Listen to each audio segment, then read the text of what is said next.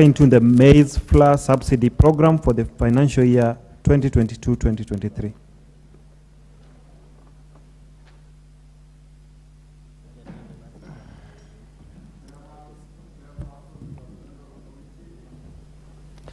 On agriculture, Mutunga. Honourable Speaker, I beg to move that this House adopts the report of the Departmental Committee on Agriculture and Livestock on the inquiry of the maize subsidy program for the financial year 2022-2023, laid on the table of the House on Wednesday, the 7th of June, 2023. During the consideration of the Supplementary Estimate 1 for the financial year 2022-2023, Honourable Speaker, members of the Departmental Committee on Agriculture and Livestock observed that a total of 7.267 billion had been spent on the maize subsidy program, out of which 4 billion shillings had been paid under Article 223 of the Constitution, while the balance, which was 3.267, was yet to be paid and had been presented to the committee for regularization.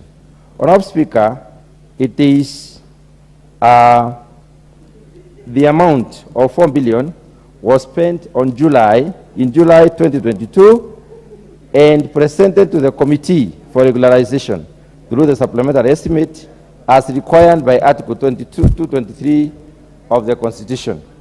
The committee did not approve the expenditure on account of non-disclosure of the information on who the maize flour subsidies, maize suppliers were, the quantity of maize flour supplied, the areas in which the subsidized maize flour was supplied, and the retail outlets that sold the maize flour.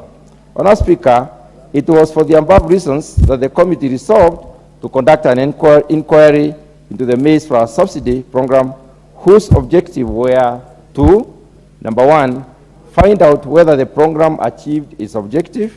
The second one was to establish whether the identification process for the millers was free and fair, and the third one was to find out if there was value for money in the execution of the entire program. Honourable Speaker, in the recent years, Kenya has been experiencing maize deficit attributed to prolonged drought, which has increased in frequency and intensity below average range for performance, high cost of agricultural inputs, decreasing acreage of land for farming due to population growth, poor agronomic practices, among others. To bridge the deficit, the country relies on maize imports from this African community and COMESA countries. However, this was not the case in 2022 because there was poor production of maize in the entire region. Honourable Speaker, due to the maize shortage, prices increased from 3,000 shillings per 90 kilogram bag to 3,500 per 90 kilogram bag by April 2022. And between 3,000 to 3,500 shillings per 90 kilogram bag in April 2022 to 4,600 and 5,000 shillings in May 2022. To cushion the consumers from the high prices, the government waived duties and levies on maize imports from countries outside East Africa and COMESA region to bridge the gap. Despite this, maize prices continue to rise due to shortage, disruption of in the global supply chain, and high fuel prices. A 2 kilogram packet of shifted maize flour, therefore, was retailing at about 190 shillings and 215 shillings that time. The government made a decision to further cushion the consumers through maize flour subsidy program. In May 2022, flour prices skyrocketed to a record high of 210 shillings for a 2 kilogram packet. The government introduced a short-term maize flour subsidy program implemented between 21st of July and the 17th of August 2022. Under the program, the consumers were to purchase a 2 kilogram packet of shifted maize meal at 100 shillings instead of the prevailing 210 shillings, in a move that was aimed at making the flour very affordable to most of the Kenyans. Honourable Speaker, in carrying out the inquiry, the committee held meetings with the cereals miller Cereal Millers Association, and the Green Mill Owners Association at the Ministry of Agriculture and Livestock Development. The committee also received written submissions on the program from the National Treasury and Economic Planning and the Office of the Attorney General. The committee observed as follows. From the meetings and submissions, the committee did observe that the program may not have achieved its intended objective of supplying shifted white maize flour to citizens in all parts of the country at a price of 100 shillings. Number one, the Cereal Millers Association submission, in their submission, the committee established that the millers manufactured the white shifted maize flour and supplied it to the wholesalers, who supplied it to the value chain. It was, however, not their responsibility. It was not the responsibility of the millers to find out who the maize flour was sold to, and if it got to the consumers. And that require, and where it retailed at 100 shillings. On the other hand, the Grain Owners Association has stated that most of their members are small-scale millers that operated in estates and areas close to their residential houses. Due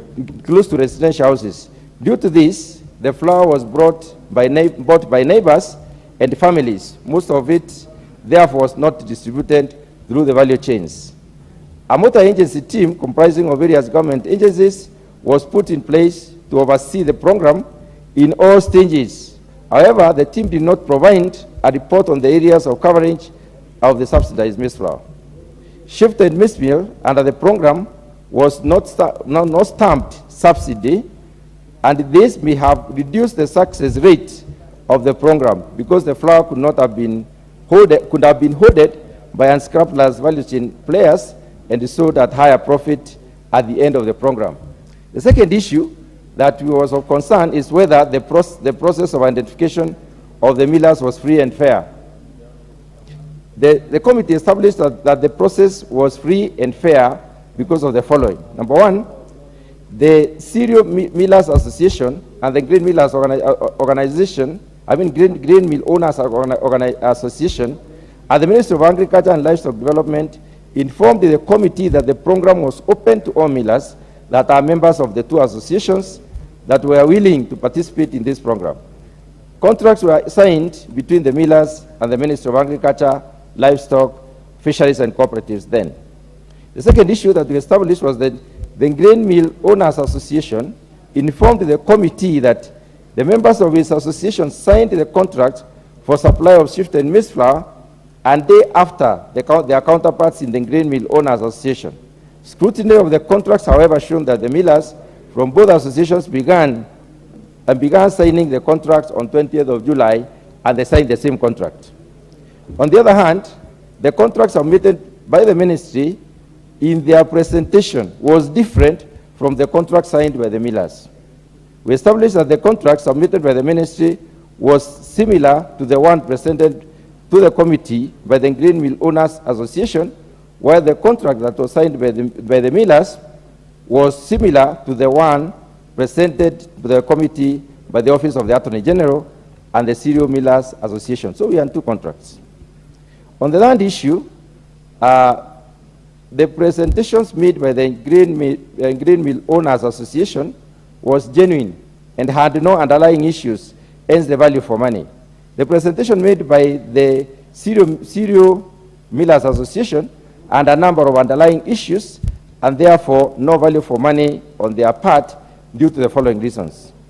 One of the reasons is that the figures of the maize supplied to the program provided by the Ministry of Agriculture, Livestock and Livestock Development and the Cereal Millers Association and the Grain Mill Owners Association were all different. From the ministry, the records show that 3.5 billion was paid to the maize millers and Article 223 of the Constitution for the program. In the meetings, the Cereal Millers Association submitted that they had received or they had been paid 1,905,845,377.07, Well, the Grain Mill Owners Association stated that they were paid 841,784,292.89, which makes a total of 2.747627,669.96 and not 3.5 billion as stated. On the 4 billion that was paid to the maize millers, 500 million was paid to CMA or the members of the CMA to cater for the interest accrued from the debt owed to the millers for the maize flour subsidy program of the financial year 2017-2018. They had refused to sign the contract for this particular program because they had not been paid the interest accrued to the debts. Neither the ministry nor CMA provided a proper explanation on how the money was distributed to the millers. Despite the undertaking to submit documentation on the same, none has been received by the committee as at the point of writing the report. The amount of money owed to Cereal Millers Association submitted to the committee was different from the amount of money that they were demanding from the ministry. The ministry, from the ministry to pay, as seen from the letters that were attached to their presentations. CMA explained that the figures submitted to the committee had gone up because 2 other millers joined the program later. They, however, did not submit details of the 2 millers. The 5th issue that we established was that during the consideration of the supplementary estimates number 1 of the financial year 2022-23, the committee established that the total amount spent on the maize flour subsidy program was 7,267 million.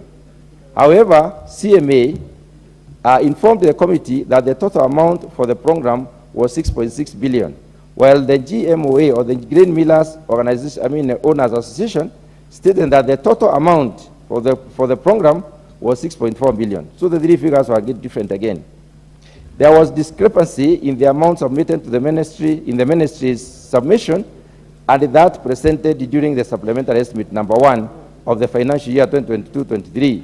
The ministry explained that the figures amounting to 3.267 billion submitted to the during the supplementary estimates had been arrived at before reconciliations were done. The figures were mainly because of repeated invoices. Therefore, the new figure is 3.025 billion, which is outstanding. As such, there were a number of issues that need to be interrogated on the part of the Cereal Millers Association, like the details of the millers that were paid 500 million on the account of interest accrued on the maize flour subsidy for the financial year 2017-2018, and how the money was paid to them. The second issue is the total amount of money owed to the CMA, which was also staggering, which was changing. And then the third issue is the members of the CMA that supplying the maize flour to the subsidy program. The committee will conduct further investigations to table a report with recommendations on the way forward in view of those issues. So the committee therefore makes the following recommendations on our speaker. From the above observation, the committee does recommend that an amount of about 500 million owed to the members of the Grain Mill Owners Association should be factored in the budgetary estimates for the financial year 2023-2024 and paid because their computations were clear, the membership of the associations that participated in the program were static, and they did not participate in the maize flour subsidy of 2017-2018, which are the issues. The other issue is that, the other conclusion is that a total amount of 841,784,292.89 that was paid to GMOA, or the Grain Mill Owners Association, under the Article 223 of the Constitution be regularized because the committee established that there was value for money on the association's part. And the final issue is that the Ministry of Agriculture and Livestock Development should come up with a policy on how to engage in future subsidy programs within 3 months of adoption of this report, and submit a copy of the same to the committee. Honourable Speaker, I would wish to acknowledge the following in view of their participation in this report. I would like to acknowledge the committee We are grateful as a committee to the Speaker of the National Assembly and the clerk for the logistical and technical support accorded during our sittings. The committee further wishes to thank the Cereal Millers Association, the Grain Mill Owners Association, to limit the scope of the bill. Allow me to repeat that. The committee further wishes to thank Cereal Millers Association, Grain Mill Owners Association, the Ministry of Agriculture and Livestock Development, Office of the Attorney General, and the National Treasury and Economic Planning for making this inquiry successful. Finally, I wish to express my appreciation to the members of the committee and the committee secretariat who made useful contributions towards production and preparation of this report. Honourable Speaker, I wish to call upon the Honourable Member for Soy, the Honourable David Kiplagat, MP for Soy, and also member of the committee to second this report, adoption of the report. Thank you, Honourable Speaker. Thank you very much.